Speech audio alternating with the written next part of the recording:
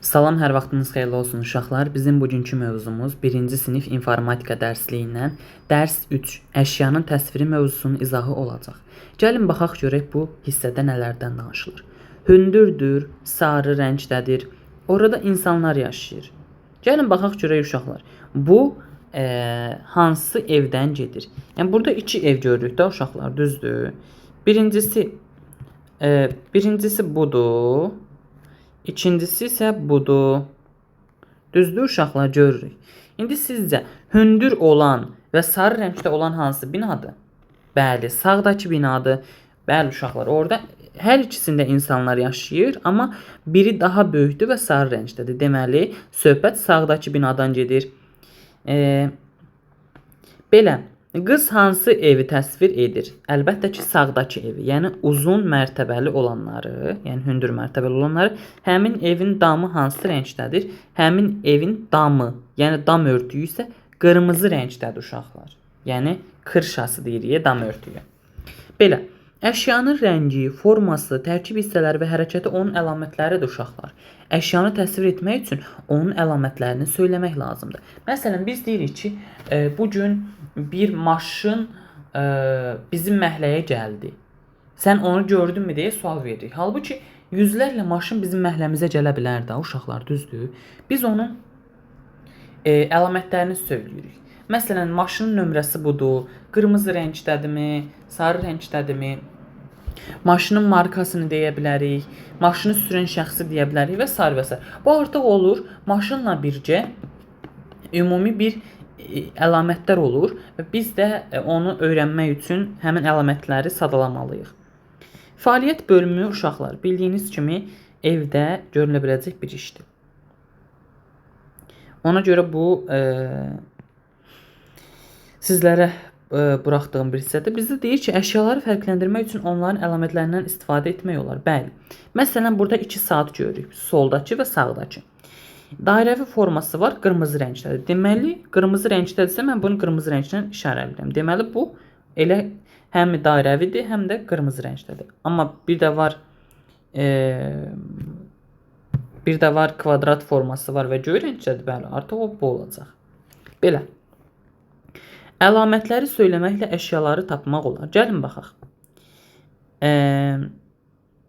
Məsələn, burada birinci,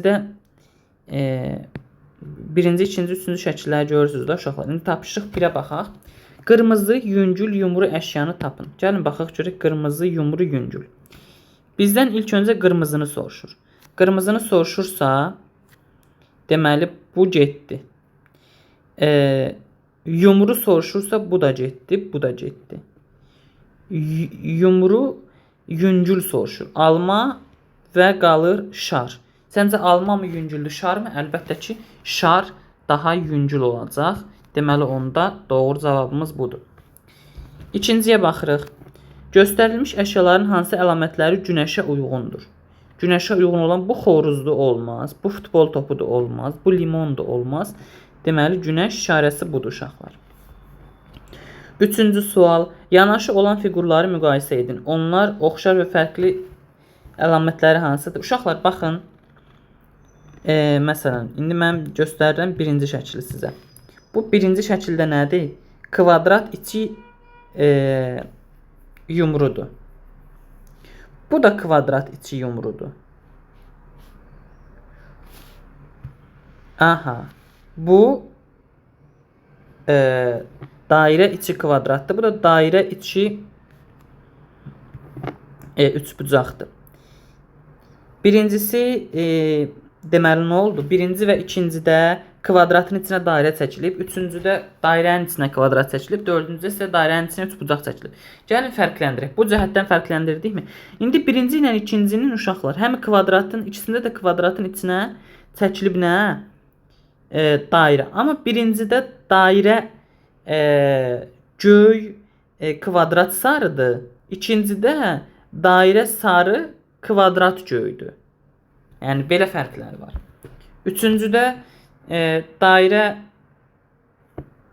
sarı kvadrat göydür. Amma bu dəfə dairənin içinə kvadrat çəkilib.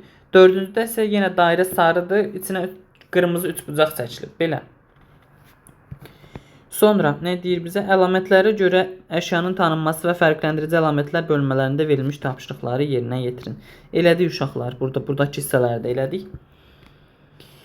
Bu günlük bu qədər uşaqlar. Ümid edirəm bəyənərsiniz, izahını anlamış olarsınız. Sonda kanalımıza abunə olmağı unutmayın ki, növbəti dərslərdən, oyunlardan, canlı yarışmalardan və test izahlarından xəbərdar olasınız. Sağ olun, salamat qalın.